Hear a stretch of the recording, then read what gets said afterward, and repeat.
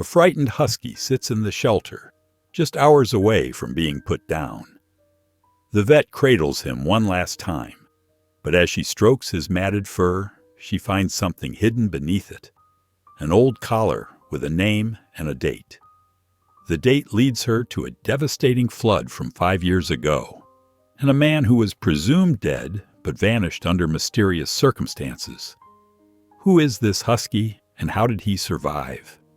And what secrets will unravel when she follows the clues from his collar? This story will take you on a journey of heartbreak, danger, and redemption you'll never forget. Before we get into the story, comment below where in the world you are watching from today. Lucy Graham sat in her favorite armchair, the worn leather still holding the familiar indent where she spent most of her evenings. The soft glow of her reading lamp cast a warm circle around her as she turned the pages of her photo album. Each photograph held a piece of her heart: George's bright smile, his twinkling eyes, the way he'd throw his head back when he laughed. "Oh, George," she whispered, touching a photo of them at their favorite beach. "3 years feels like forever."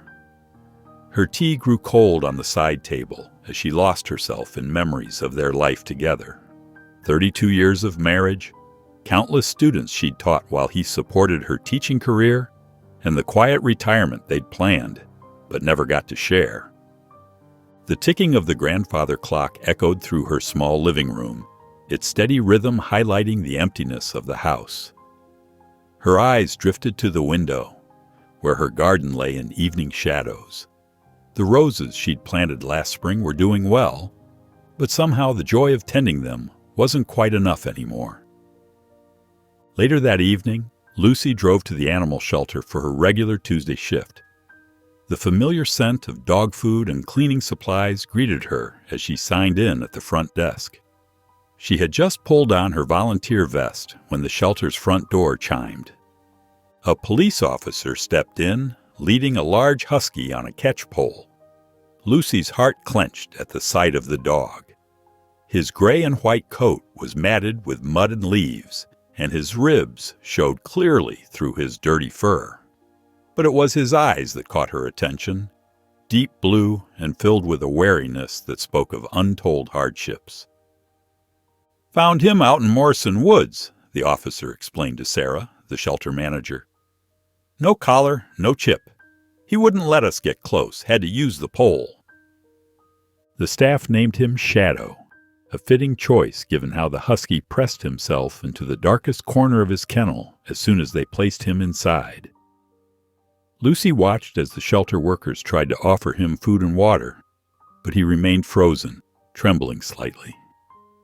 "Poor thing's terrified," Sarah sighed. "Probably been out there for weeks, maybe months." Throughout her shift, Lucy found herself drawn back to Shadow's kennel. She pulled up a chair and sat quietly, speaking in soft, gentle tones. "It's okay, sweet boy. No one here will hurt you." Shadow didn't move from his corner, but his eyes followed her every movement.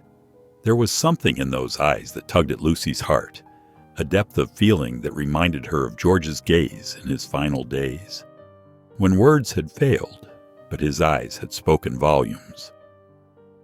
The other volunteers shook their heads as they passed. "Waste of time," one muttered. "He's too far gone. Nobody's going to want to adopt a dog that's scared."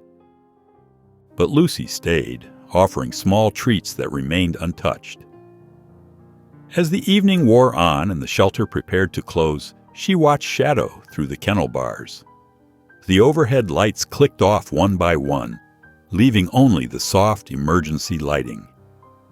"You've been through something, haven't you?"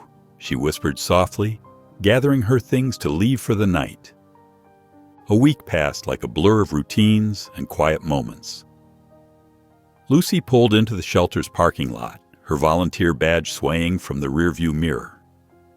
The morning sun cast long shadows across the asphalt as she made her way inside, her footsteps echoing in the quiet building.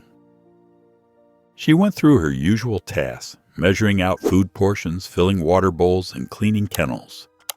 But her thoughts kept drifting to Shadow. Every time she passed his kennel, she'd pause, speaking softly to him. The untouched food bowls from previous days told their own sad story. "Still nothing?" Sarah, another volunteer, asked as she watched Lucy replace Shadow's full water bowl with fresh water. Lucy shook her head. "He hasn't touched a thing. But he watches me, you know. There's something in those eyes." At 10 o'clock, the shelter director called an emergency staff meeting. The fluorescent lights hummed overhead as everyone gathered in the break room. Director Matthews, usually cheerful, wore a grim expression that made Lucy's stomach twist. "As you all know, we're facing serious overcrowding issues," she began, her voice heavy.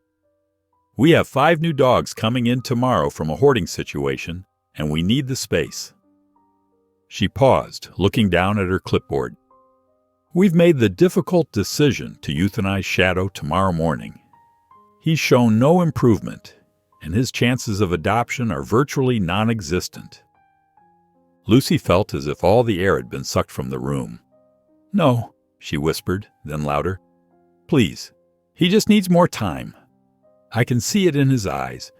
He's not beyond hope." "Lucy," Director Matthews said gently, "I know you've spent a lot of time with him, but we have to think about the dogs we can save. We can't keep feeding an animal that won't eat, taking up space that could go to a dog with a real chance at adoption." Tears welled in Lucy's eyes. "Then let me be there," she said, her voice trembling. "Let me hold his paw when it happens. No one should die alone." The director nodded solemnly. "Of course. We'll do it first thing tomorrow, at 8.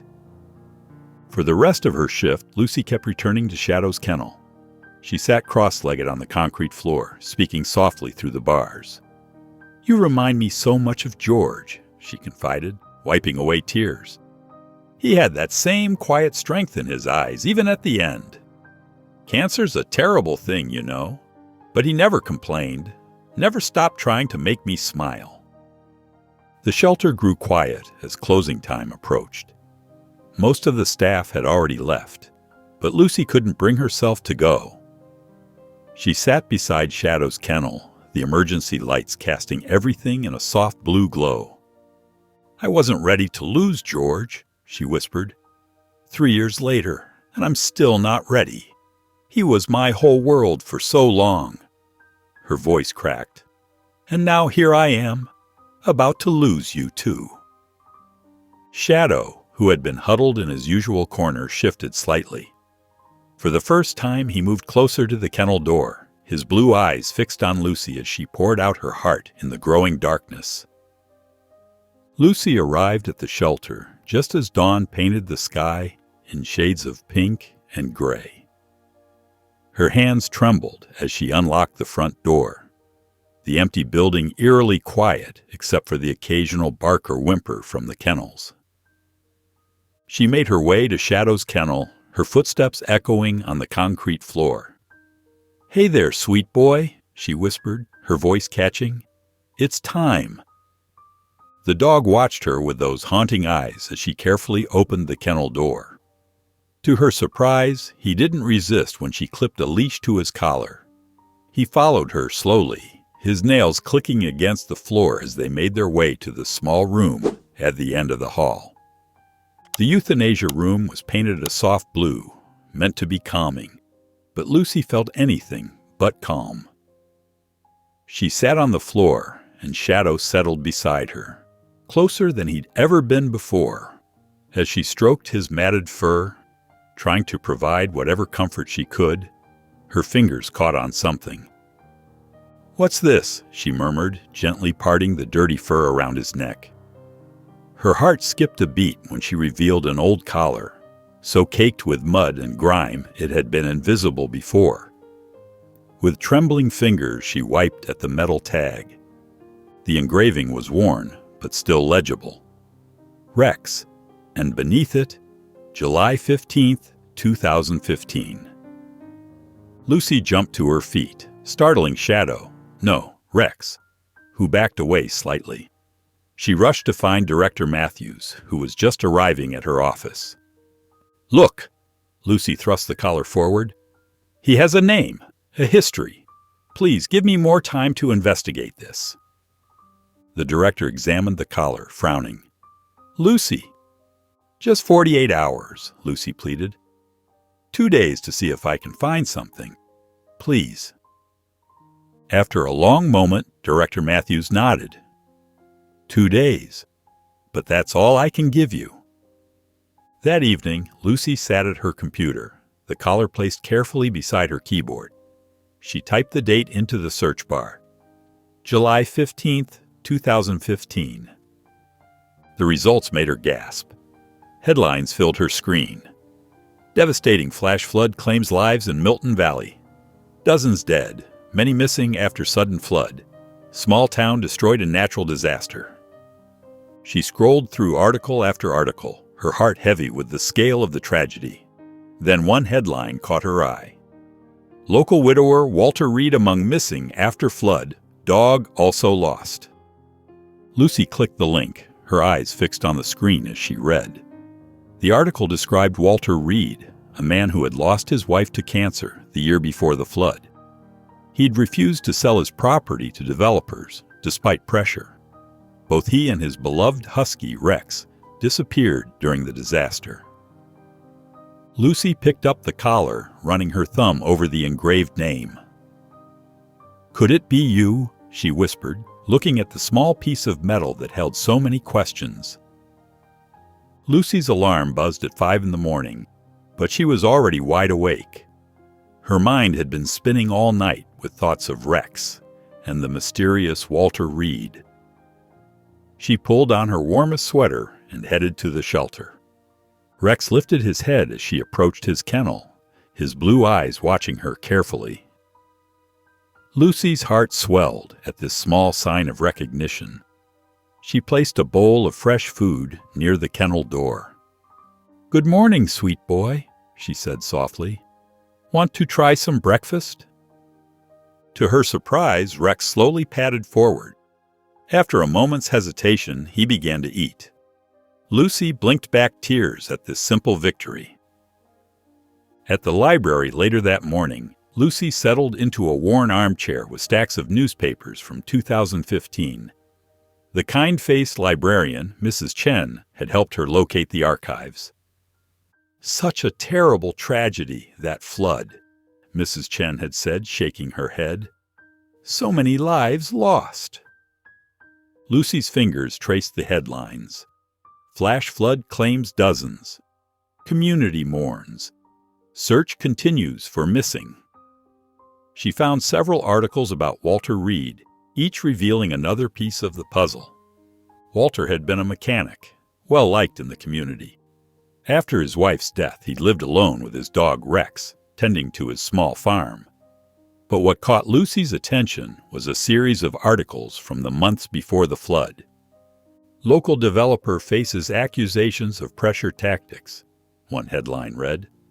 Lucy leaned closer, her heart beating faster. Walter had spoken out repeatedly about a developer named James Talbot, claiming he was being harassed to sell his land. "They think they can push around an old man," Walter was quoted as saying.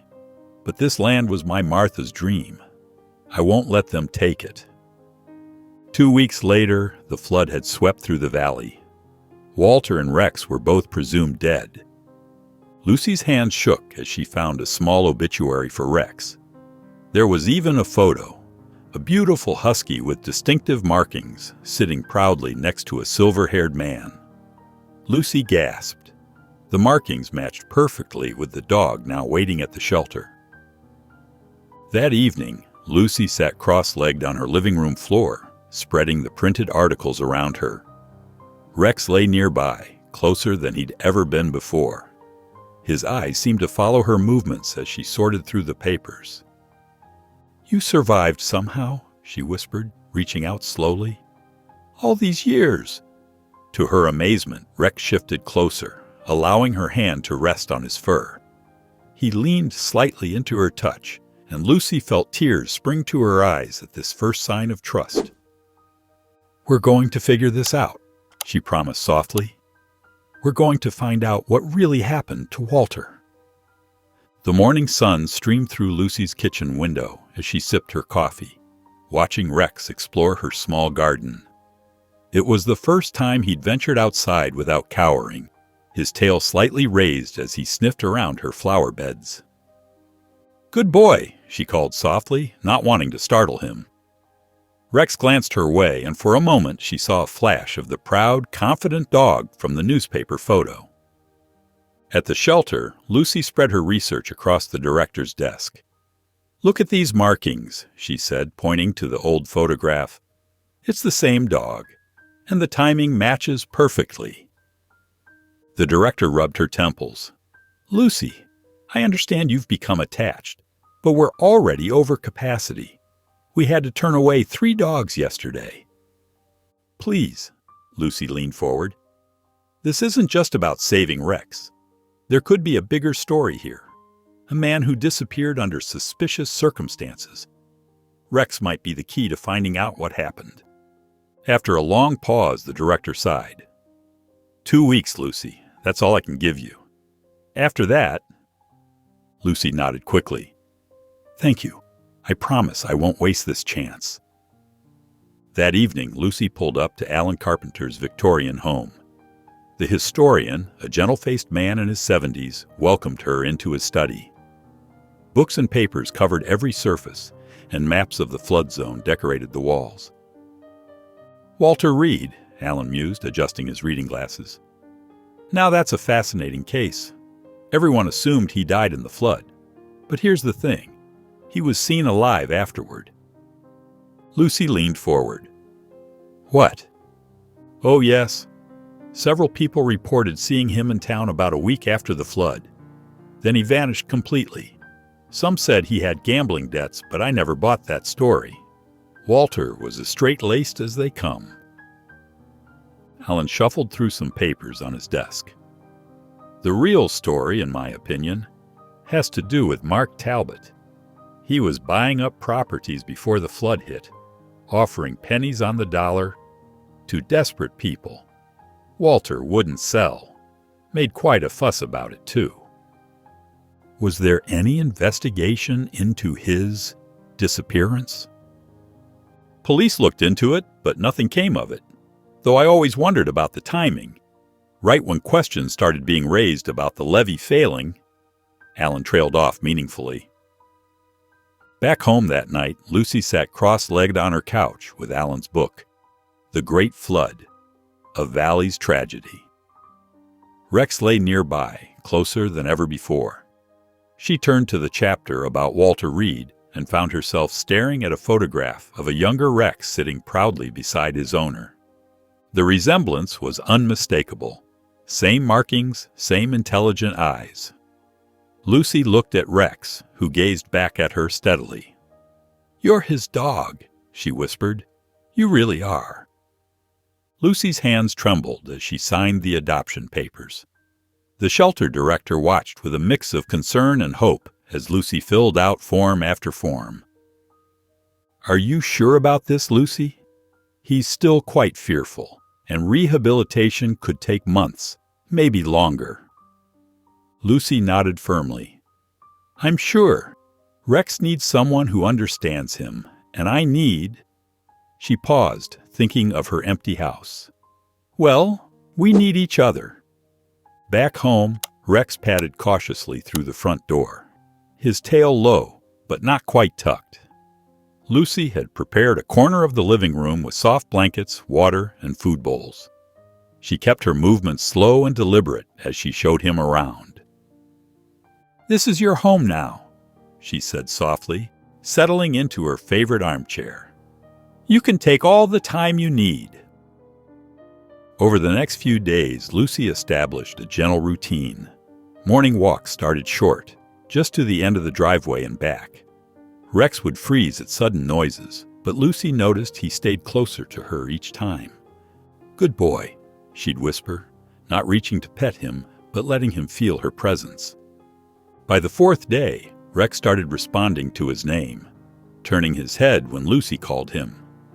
During breakfast, he even took a treat directly from her hand, a small victory that brought tears to her eyes. In the evenings, Lucy spread her research materials across the kitchen table, while Rex watched from his corner. She arranged the newspaper clippings chronologically, creating a timeline of Walter's life before the flood. "Look at this," she said to Rex, holding up a yellowed photograph. "This was your home." The image showed a modest farmhouse with a large garden. Rex's ears perked up slightly. Lucy traced her finger along a map of the flood-affected area. Walter's property sat at the edge of town, now abandoned but still standing.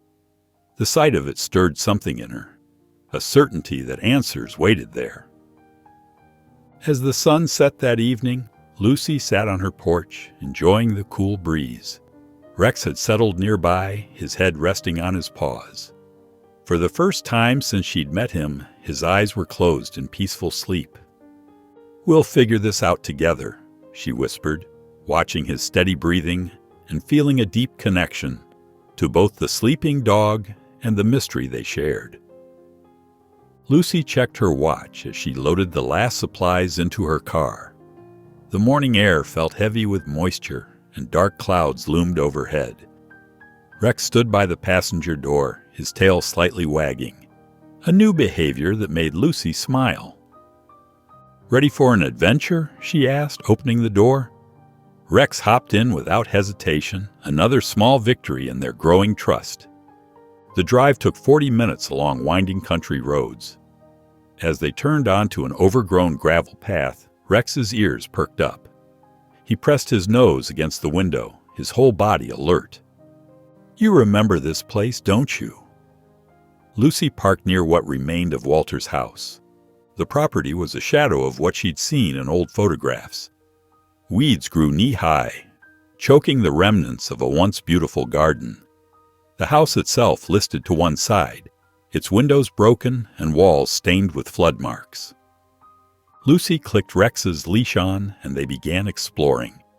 The dog moved with purpose, pulling her past the ruined house toward a weathered shed. Its metal roof had partially caved in, but the walls still stood. "Careful now," Lucy warned, testing each step as they entered.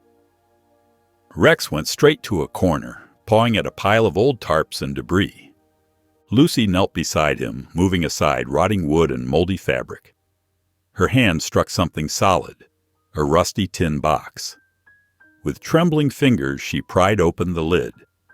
Inside, she found a stack of letters, their edges worn soft with age.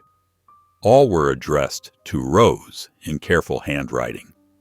Beneath them lay a leather-bound journal. Lucy opened it carefully, scanning the pages until one entry caught her eye. "If anything happens to me, follow Rex." The words sent a shiver down her spine. She gathered the box contents and hurried back to the car with Rex, just as raindrops began to fall. As they drove home, the clouds finally broke. Sunlight streamed through the windshield, warming the car's interior.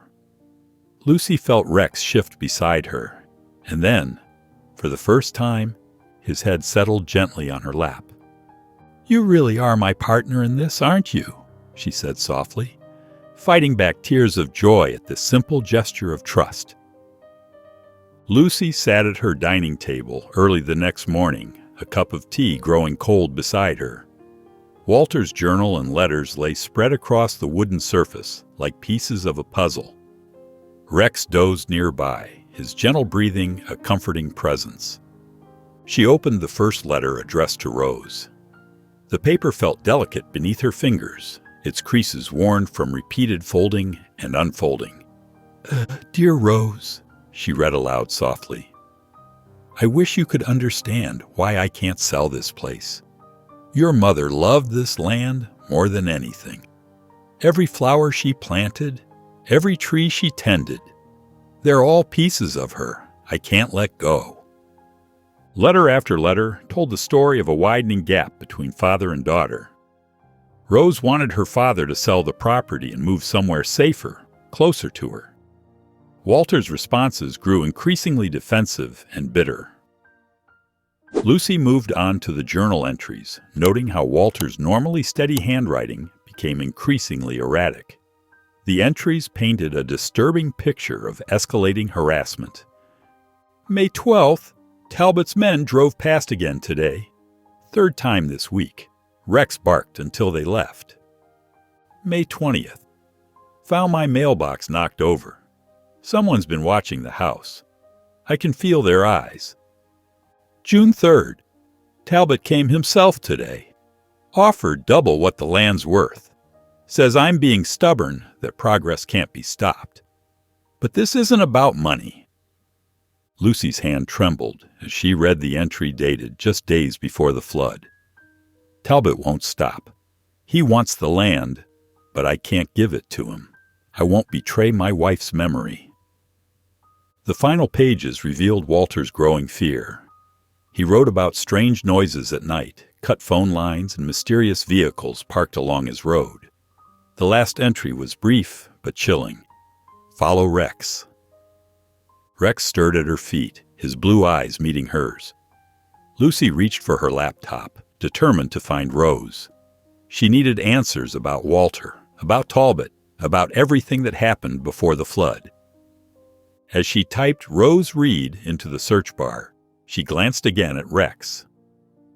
"Your old owner was trying to tell us something," she whispered, "and I think it's time we found out what." Lucy's fingers hovered over her keyboard as she typed Rose Reed into various search engines. Rex lay beside her chair, his warm presence giving her strength. After hours of searching through social media and online directories, she finally found a promising lead. A Rose Reed living just 30 minutes away. Her hand shook slightly as she dialed the number listed. The phone rang several times before going to voicemail. Lucy took a deep breath and gathered Walter's letters and journal into her bag. "Come on, Rex," she said softly. "We're going on a little trip." The drive to Rose's townhouse felt longer than expected. Lucy's mind raced with questions as she parked in front of a neat brick home with potted flowers on the porch. Rex watched intently from the back seat as she gathered her courage. Lucy's knock echoed against the front door. After a moment, it opened to reveal a woman with graying brown hair and tired eyes. She looked to be in her mid-50s, with familiar features that reminded Lucy of the photo she'd seen of Walter. "Can I help you?" Rose asked, her voice cautious. "Mrs. Reed, I'm Lucy Graham." Lucy's voice trembled slightly. "I need to talk to you about your father, Walter." Rose's expression tightened, but something in Lucy's earnest face made her pause. "Come in," she said finally, stepping aside. They settled in Rose's living room with cups of tea.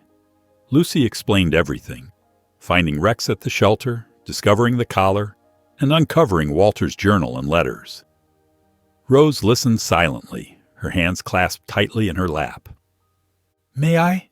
Rose asked quietly, reaching for the letters. As she read through them, tears began to fall. "I was so angry with him," she whispered. "After Mom died, he became obsessed with keeping the land. I thought he was being stubborn, refusing to move on." Lucy waited patiently as Rose composed herself. "He kept telling me someone was watching the house, that Talbot's people were threatening him. I thought it was paranoia from grief.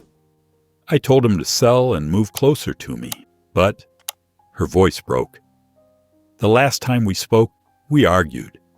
Then the flood came, and he was just gone." Rex, who had been lying quietly nearby, moved to Rose's side and gently placed his head on her knee. She stared at him in wonder, reaching out to touch his fur with trembling fingers. "I can't believe he survived," Rose said softly. "Dad loved him so much, taught him all sorts of tricks." She managed a weak smile. "He even taught Rex to bow before getting treats." As the afternoon light began to fade, Lucy gathered her things to leave. Rose walked her to the door, clutching one of Walter's letters to her chest. "Thank you," Rose said, her voice thick with emotion, "for bringing this to me, for caring enough to look into what happened. I'll call you soon. Maybe together we can figure out what really happened to my father." Lucy stirred her coffee nervously as she waited for Rose at the Sweet Bean Cafe. The morning sun streamed through the windows, casting warm patches on the wooden tables. Her heart lifted when she saw Rose push through the door, clutching a weathered cardboard box. "I found these in my attic last night," Rose said, settling into the chair across from Lucy. "I couldn't sleep after you left, so I started looking through my old things." Lucy watched as Rose pulled out several yellowed envelopes and official-looking papers. Her hands trembled slightly as she spread them across the table. "These are from Mark Talbot's company," Rose explained, pointing to a letterhead. "He sent my father multiple notices, each one more threatening than the last." Lucy picked up one of the letters, her eyes widening as she read. "This matches what your father wrote in his journal about feeling pressured to sell." "I should have believed him," Rose whispered, her voice thick with emotion. "I thought he was just being stubborn, holding on to the past." After reviewing the documents over their coffee, they decided to visit the town archives. The building was a squat brick structure with narrow windows and the musty smell of old paper. A helpful archivist named Betty showed them to the property records section. "Land transactions from 2015? Right this way, dears." Lucy and Rose spent hours poring over dusty files and computer records. What they found made Lucy's stomach turn. In the months following the flood, Talbot had acquired dozens of properties at rock-bottom prices. "Look at this," Rose said, pointing to a spreadsheet. "All these people sold within weeks of losing everything. The prices are insultingly low." Lucy nodded grimly. He took advantage of their desperation. The most damning evidence came in a thick file containing town council minutes. Rose's hands shook as she read her father's formal complaint against Talbot. "Dad wrote that Talbot's men would park outside our house at night," Rose read aloud. "They followed him to the grocery store, to church, everywhere. The council dismissed it as unprovable." Lucy watched tears form in Rose's eyes. "I'm so sorry I didn't listen to him," Rose said quietly. "All this time, I thought he was paranoid, but these records show he was telling the truth." As they gathered their notes and prepared to leave, Rose turned to Lucy. "I was wrong about my father," she admitted, her voice stronger now. "We need solid evidence to prove what Talbot did." "We'll find it," Lucy assured her, squeezing her hand. "Your father deserves justice." Lucy sat at her computer early the next morning, her coffee growing cold beside her as she scrolled through local community forums. Rex lay at her feet, his steady presence comforting as she uncovered more disturbing information about Mark Talbot. "Look at this," she muttered to Rex, reading aloud from a post. "My grandmother lost everything in the flood. The next day, Talbot's people showed up with paperwork, offering pennies for her land." Similar stories filled the forums, tales of Talbot's aggressive tactics and suspiciously timed property acquisitions.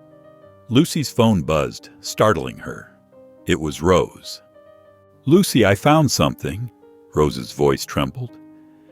"It's a letter Dad wrote to me, but never sent. I found it tucked inside an old photo album." 20 minutes later, Rose arrived, clutching a wrinkled envelope. They sat at Lucy's kitchen table, while Rex watched attentively from his bed in the corner. "Dear Rose," Rose read aloud, her voice shaking, "I need you to understand why I can't sell. It's not just about Mom's memory anymore. Something isn't right. The same black car follows me everywhere.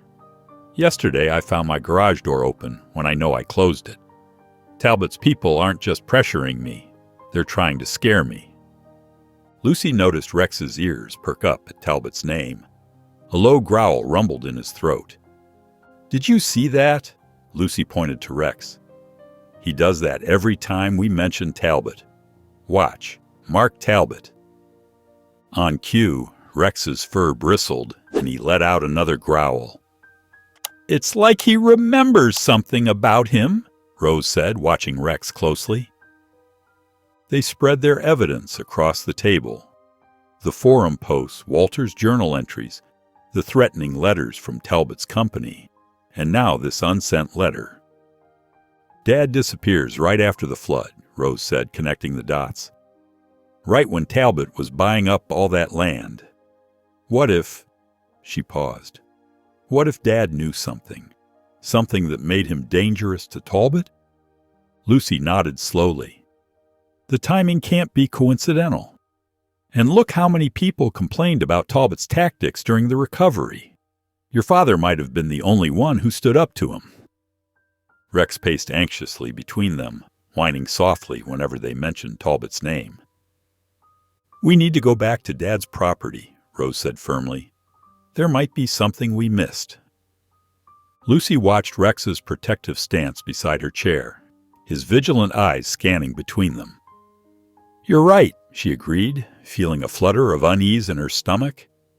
"But Rex's reaction to all this, it makes me wonder what else he witnessed." Lucy stepped out into the crisp evening air, Rex padding faithfully beside her. The streetlights cast long shadows across the sidewalk as they walked through her quiet neighborhood. Her mind buzzed with everything they'd learned about Walter and Talbot, but the gentle rhythm of walking helped calm her racing thoughts. Rex's steady presence brought her comfort. His fur gleamed silver under the streetlights, and his ears swiveled attentively at every sound. He stayed close to her side, matching her pace perfectly.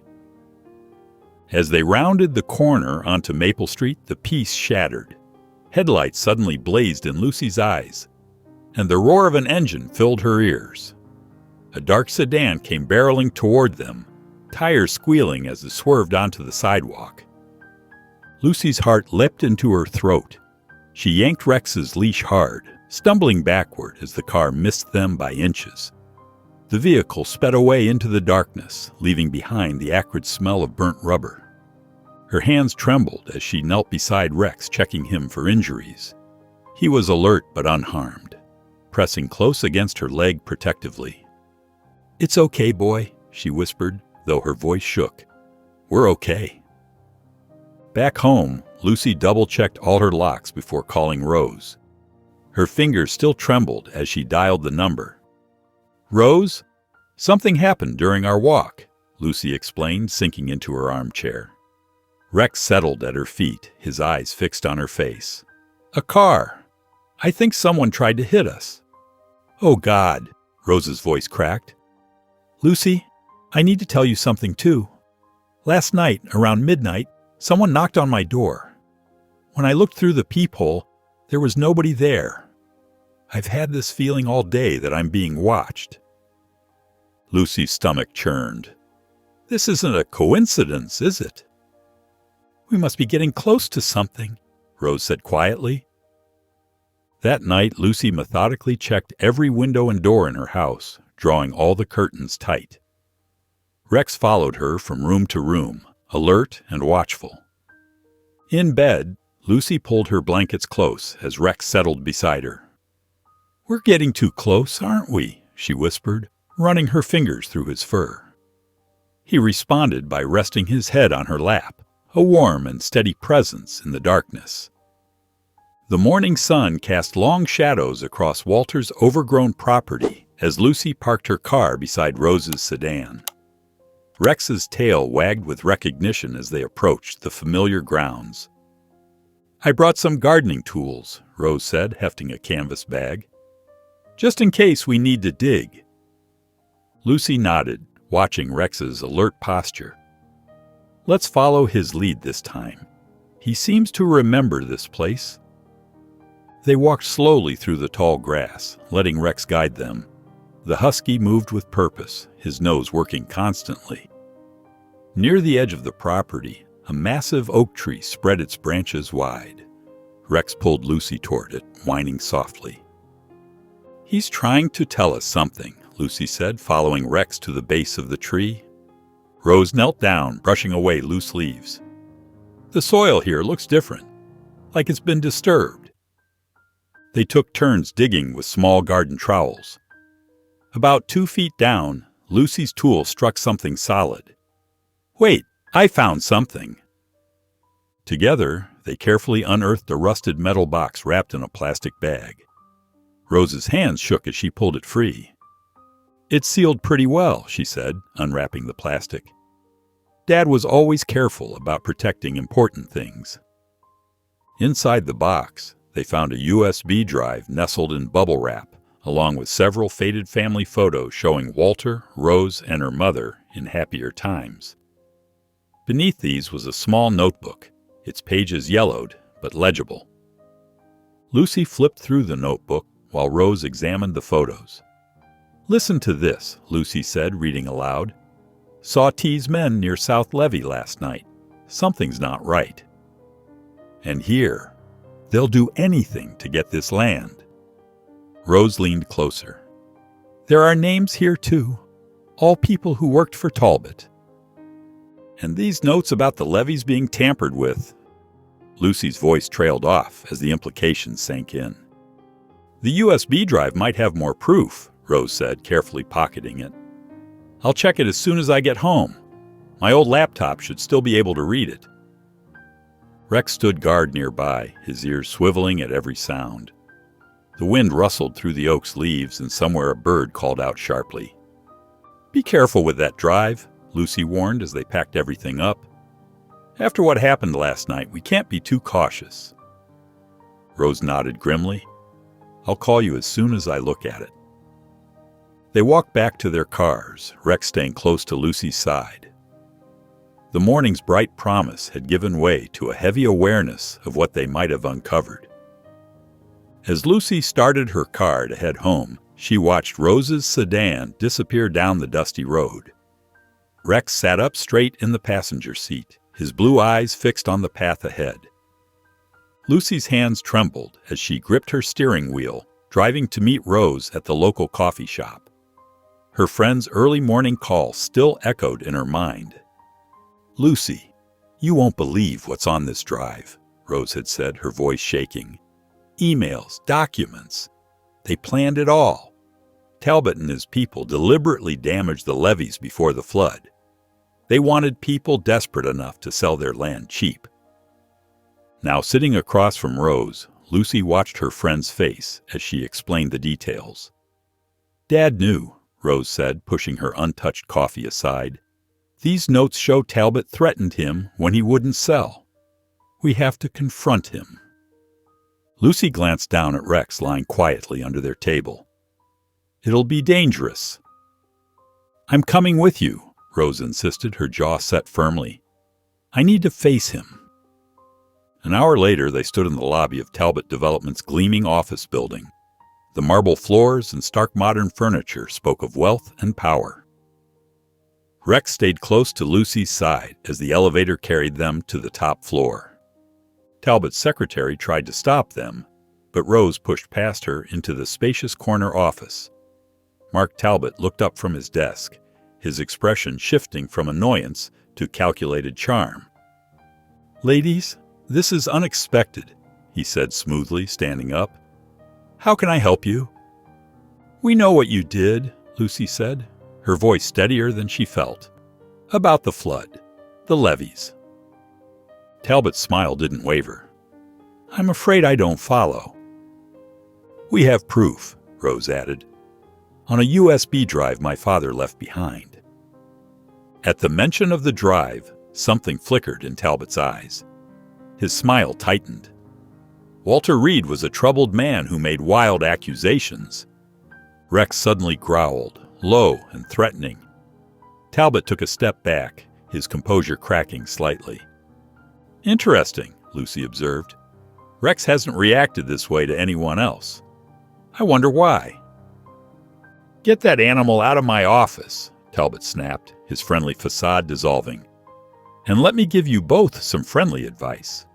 Be careful where you stick your noses. Accidents happen all the time in this town."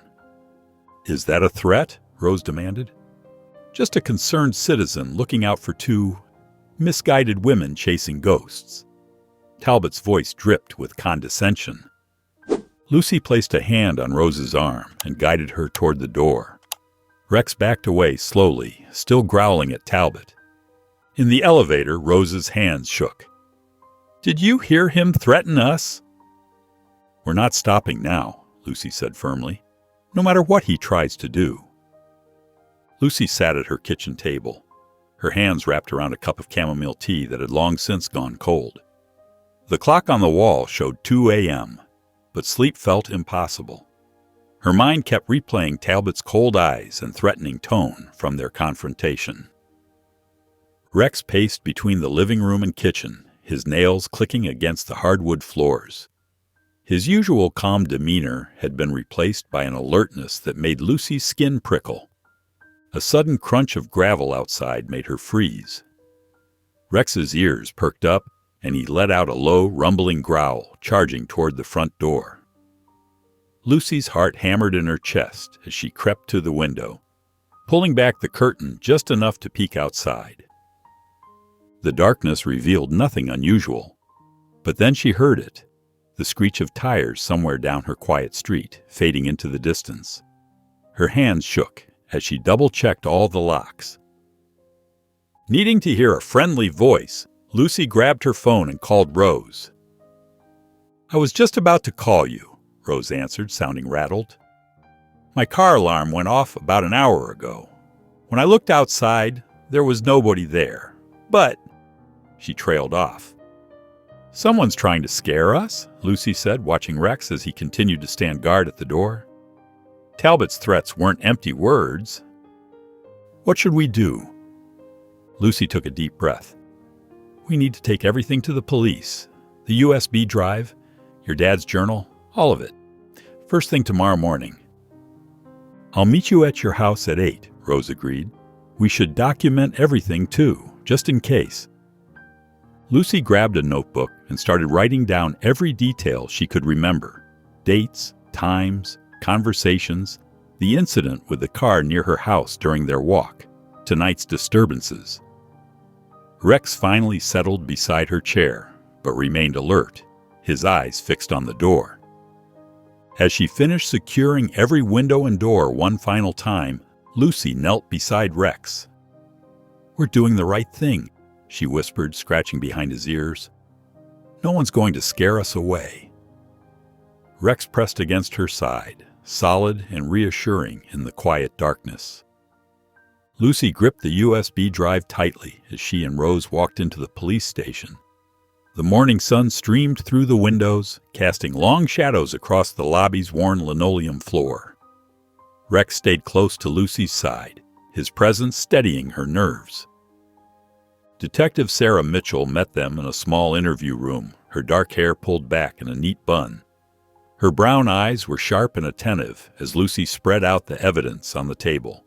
Walter's journal, the photos, and finally, the USB drive. "This is everything we've found," Lucy explained, her voice stronger than she felt. "The drive contains emails proving Mark Talbot orchestrated the flood by tampering with the levees." Detective Mitchell leaned forward, her expression serious. "That's a significant accusation. Tell me everything from the beginning." For the next hour, Lucy and Rose took turns explaining their investigation, from finding Rex at the shelter to discovering Walter's hidden documents. The detective took detailed notes, asking precise questions that showed she was taking their case seriously. "I'll have our cyber unit examine the drive immediately," Detective Mitchell assured them. "In the meantime, please be careful. If Mr. Talbot is behind what you're suggesting, he won't be happy about this evidence surfacing." Rose wrung her hands. "What if he tries something before you can prove anything?" "We'll handle this as quickly and thoroughly as possible," the detective promised. Later that afternoon, Lucy's phone rang. It was Detective Mitchell. "The evidence on the drive is substantial," she said. "We're opening a formal investigation into Mr. Talbot and his associates. But I need you both to stay vigilant. Report anything suspicious immediately." Lucy was washing dishes that evening when she noticed it, a dark sedan parked across the street. Rex noticed too, his fur bristling as he stared out the window. The car idled for several minutes before slowly pulling away. Her hand shaking slightly, Lucy called Detective Mitchell. "I'll send a patrol car to keep an eye on your neighborhood," the detective assured her. "We take these situations very seriously." True to her word, a police cruiser rolled past Lucy's house 20 minutes later. Rex relaxed slightly at the sight, and Lucy felt some of her tension ease. She sat on the couch, running her fingers through Rex's thick fur. "Maybe this is finally the beginning of the end," she whispered, watching the patrol car's lights disappear around the corner. The early morning sun had barely risen when Lucy's phone rang. Detective Mitchell's voice crackled with excitement as she shared the news. Walter Reed might be alive, living in a secluded cabin outside the county lines. Lucy's hands shook as she called Rose. "They found him, Rose. Your father. He might be alive." By early afternoon, Lucy's car wound through narrow forest roads, with Rose in the passenger seat and Rex alert in the back. Pine trees stretched endlessly on either side, their branches creating shifting patterns of light and shadow on the dusty road. "What if it's not him?" Rose whispered, twisting her hands in her lap. "Or what if he doesn't want to see me?" Lucy reached over and squeezed Rose's hand. "We'll face that together if we have to." Rex sat up straighter as they turned onto a narrow dirt path. His ears perked forward and his nose twitched, sampling the air through the partially open window. The cabin appeared through the trees, weather-worn and half-hidden by overgrown vegetation. A thin trail of smoke drifted from the stone chimney, curling up into the afternoon sky. Empty flower pots lined the sagging porch, and a stack of firewood leaned against one wall. Lucy parked the car, and the crunch of gravel under her feet seemed impossibly loud in the forest quiet. Rose hung back as Lucy approached the door, Rex at her heels. Her knock echoed against the wooden door. Seconds stretched into minutes. Then came the sound of slow footsteps from inside. The door creaked open, revealing an elderly man with unkempt gray hair and weathered features. His clothes hung loose on his thin frame, but his eyes were sharp and wary. "Walter Reed?" Lucy asked softly. He didn't answer, his gaze fixed on Rex. The dog stood perfectly still, tail slowly beginning to wag. Tears welled in Walter's eyes as he stared at his long-lost companion. Rex took a tentative step forward. He sniffed Walter's outstretched hand, then gently licked his fingers.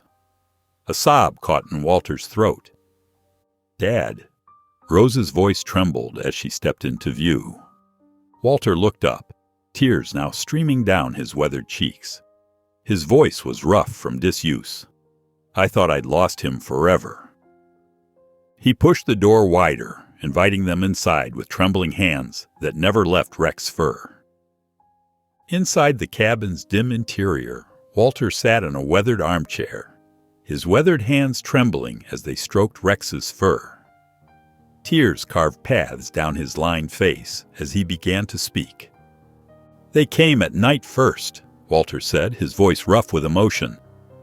"Talbot's men said they'd make me regret not selling. When the threats didn't work, they started following me everywhere." Lucy and Rose sat on a worn sofa across from him, listening intently. The cabin's single window cast long shadows across the wooden floor. "After the flood warning started, I discovered evidence they'd tampered with the levees," Walter continued. "I knew too much. They made it clear I wouldn't survive if I stayed." Rex pressed closer to Walter's leg, and the old man's fingers curled into his fur.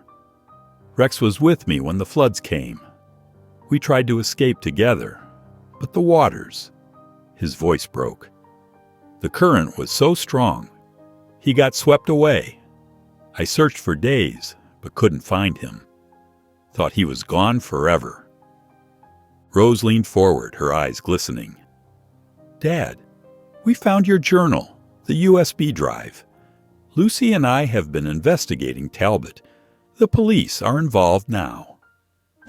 Lucy described how she'd found Rex at the shelter, explaining their journey to uncover the truth. Walter listened, amazement spreading across his face as she detailed how Rex had led them to the buried box beneath the oak tree. "I'm so sorry, Rose," Walter whispered, reaching for his daughter's hand. "Leaving you without a word. It was wrong. I thought I was protecting you, but I just caused more pain." Rex suddenly stood up, catching everyone's attention. The husky lowered his front legs while keeping his back straight, a peculiar bow that made Walter gasp. "That bow," Rose said softly. "You taught him that when I was little." Walter's face lit up with joy and recognition. "I'd almost forgotten. It was our special trick. Oh, Rex." He wrapped his arms around the dog's neck, burying his face in the thick fur. "I never thought I'd see you again," he whispered, holding Rex tight as years of loneliness and fear began to melt away.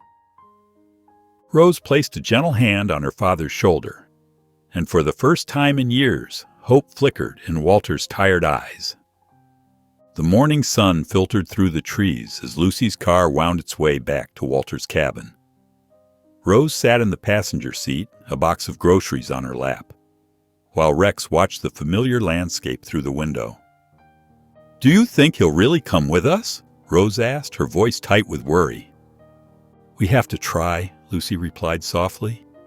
"He can't stay hidden forever." When they arrived, Walter was already outside, sitting on the cabin's worn steps. Rex bounded out of the car to greet him, and a small smile crossed the old man's weathered face. Inside, as Lucy unpacked the groceries, Rose helped Walter gather his few belongings. The cabin felt smaller in the morning light, years of isolation evident in its sparse furnishings. "Dad," Rose began, holding an old photo she'd found on his nightstand, "I'm so sorry I didn't believe you about Talbot." Her voice cracked. "After Mom died, I was so angry. I thought you were just being stubborn about the land." Walter sat heavily on his bed, his shoulders slumping.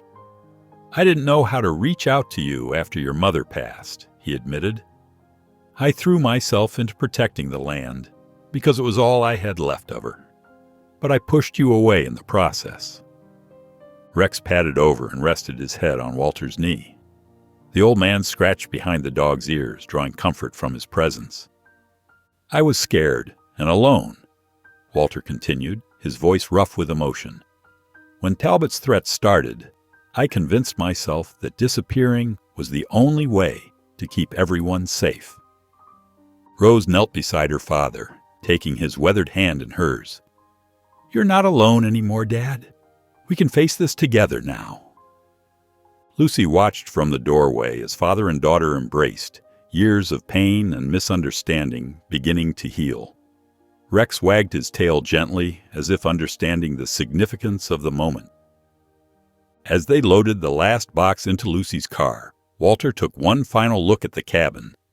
His hand found Rose's, squeezing it gently. Then he turned toward the future, ready to leave his isolation behind. The evening air was crisp and sweet with the scent of blooming jasmine as Lucy settled into her favorite porch chair. Steam rose from her cup of chamomile tea, curling into the twilight. At her feet, Rex dozed peacefully, his chest rising and falling in a steady rhythm. Lucy gazed at her garden, remembering those lonely evenings when she'd sit here alone, lost in memories of George. Now, watching Rex sleep, she marveled at how much had changed since that first day at the shelter. The frightened, withdrawn dog who'd refused to eat had transformed into her loyal companion, teaching her that healing was possible even after profound loss. "You never gave up," she whispered, reaching down to stroke Rex's soft fur, "even when everything was taken from you." Rex's resilience had given her strength when she needed it most. His unwavering determination to find Walter had pulled her out of her own grief, giving her a purpose she hadn't realized she was missing. The phone rang, breaking the peaceful silence. It was Rose. "Lucy," Rose's voice was warm with emotion. "I just wanted to call and thank you. I've been sitting here thinking about everything, and I never would have found Dad without you. I didn't even have the courage to look." Lucy smiled, watching the last rays of sunlight paint the sky in soft pinks and purples. "You had the courage inside you all along, Rose. Sometimes we just need someone to help us find it." "It's more than that," Rose continued. "You believed in the truth when nobody else did. You saw something special in Rex when others had given up on him. You gave us all a second chance." Lucy felt tears welling up in her eyes. For the first time since George's passing, she felt truly fulfilled. The void in her heart hadn't disappeared, but it had been filled with something new: purpose, connection, and the joy of helping others heal. Rex stirred at her feet, rolling over to look up at her with those soulful eyes. Lucy reached down to scratch under his chin. "We did it, didn't we?" she said softly. "You brought all of us back together." Rex's tail thumped against the porch boards in response, and Lucy felt a deep sense of peace settle over her. Morning sunlight streamed through Lucy's kitchen windows as Walter shuffled into the guest room, carrying a small duffel bag of belongings. His weathered hands trembled slightly as he set it down on the bed. Rose followed behind with a cardboard box containing old photos and papers. "Are you sure this isn't too much trouble?" Walter asked Lucy, his voice soft with uncertainty. Lucy smiled warmly. "Of course not. Having you here is a gift." Rex padded into the room, tail wagging as he settled next to Walter. The old man's eyes brightened at the familiar presence of his longtime companion. Over the next few days, Walter slowly emerged from his shell. Each morning he'd join Lucy for coffee on the porch, watching Rex chase squirrels in the yard. He'd share stories about his late wife Martha, how she'd loved gardening and always kept fresh flowers on the kitchen table. "Martha would have liked you," he told Lucy one afternoon. "She had that same kindness in her eyes." When Rose brought her children to meet Walter, the tension in his shoulders was visible. Emma, aged 10, and Jake, 7, hung back shyly at first. But Jake's eyes lit up when Rex trotted over to greet them.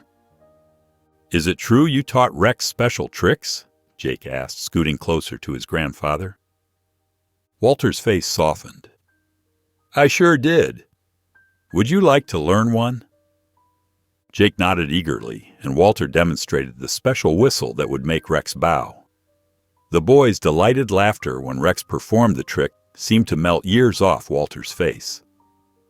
Emma joined them too, asking questions about what her dad was like as a little boy. Walter pulled out old photos from his box, and soon all 3 generations were huddled together on Lucy's couch, sharing stories and memories. Later that evening, Walter and Jake sat together on the porch steps.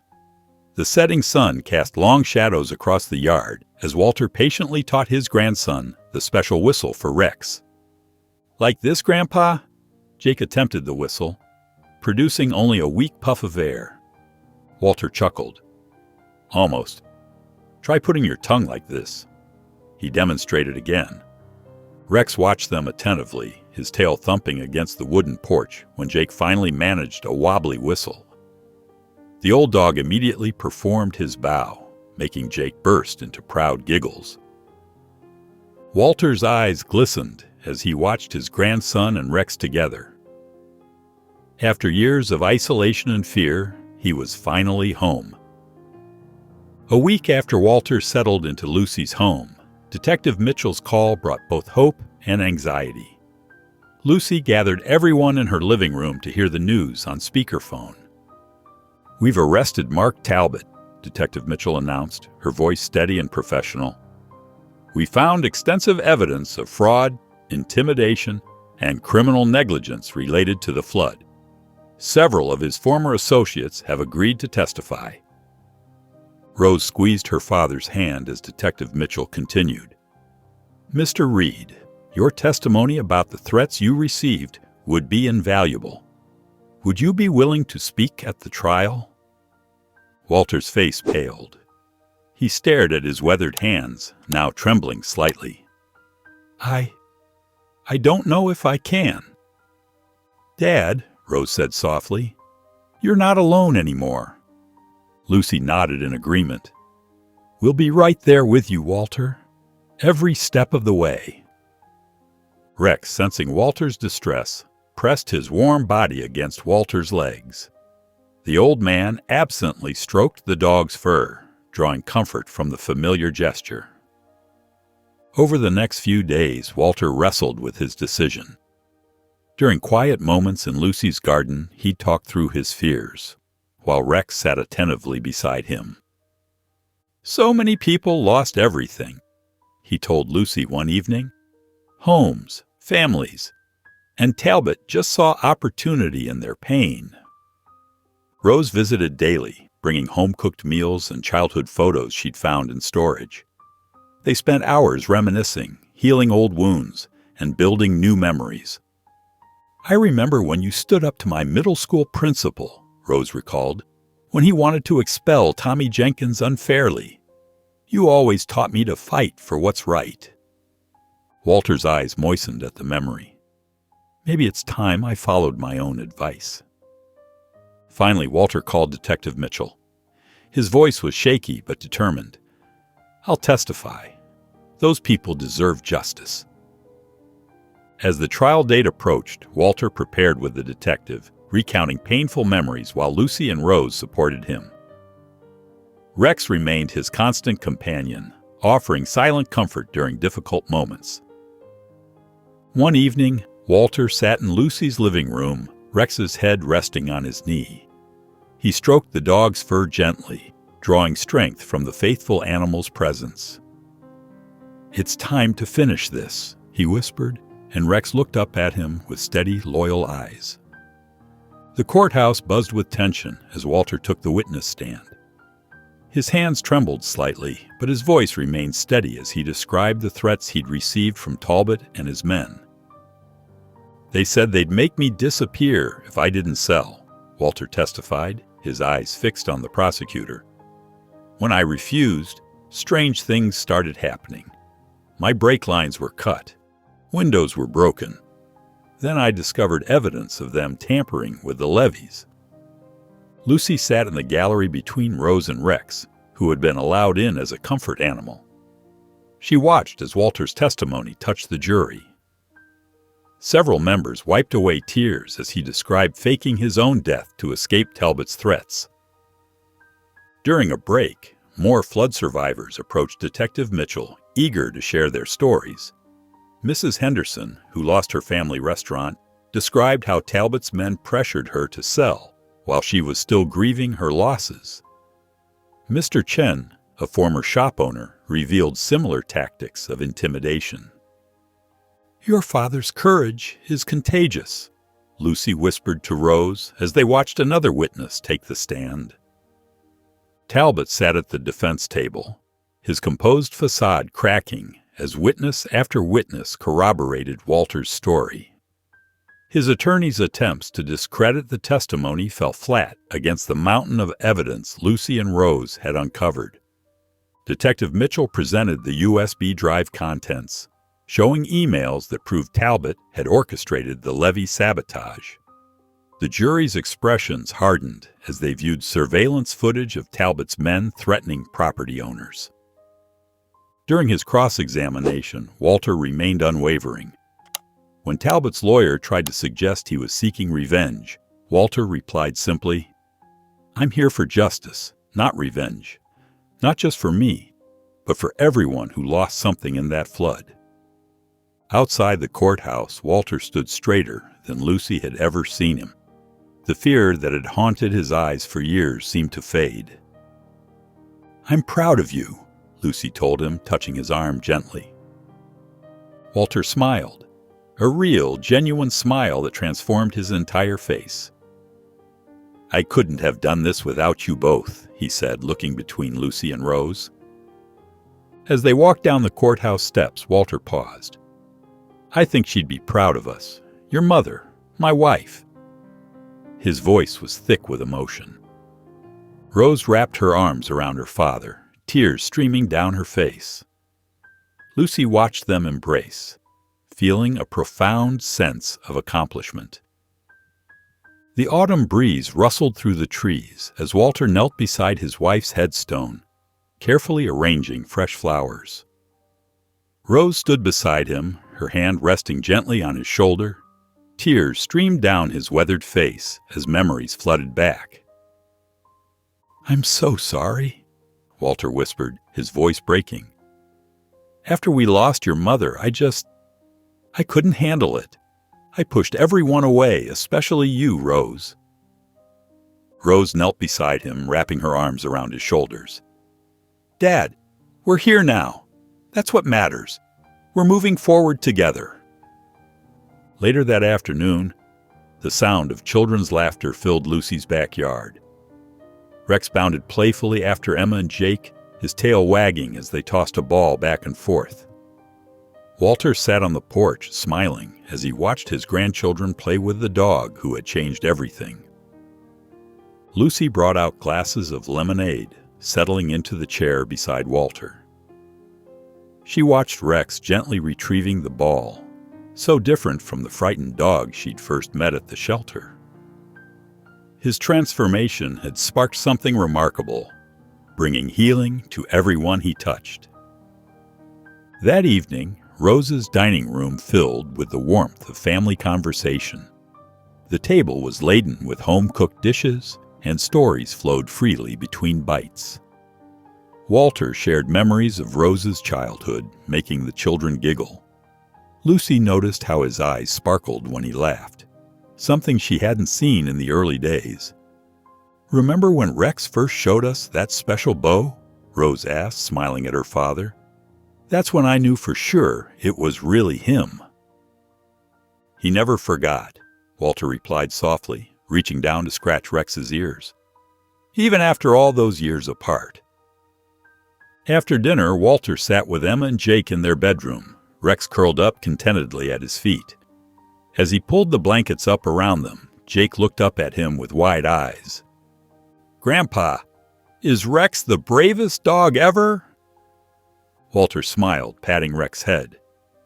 "He's not just brave, he's family."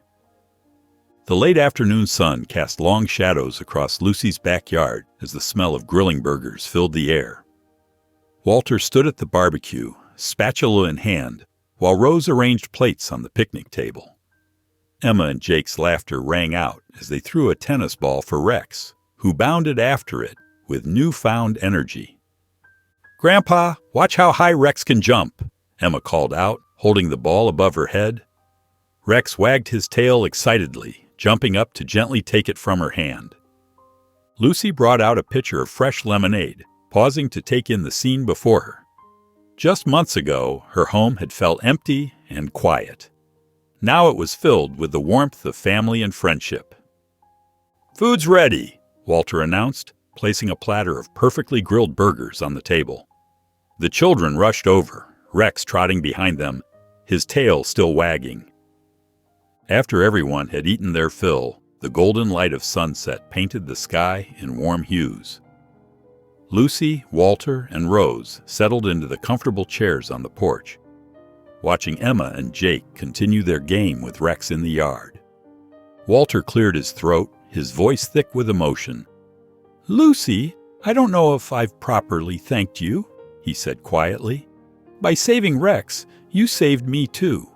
You brought our family back together." Lucy smiled softly, watching Rex roll in the grass with the children.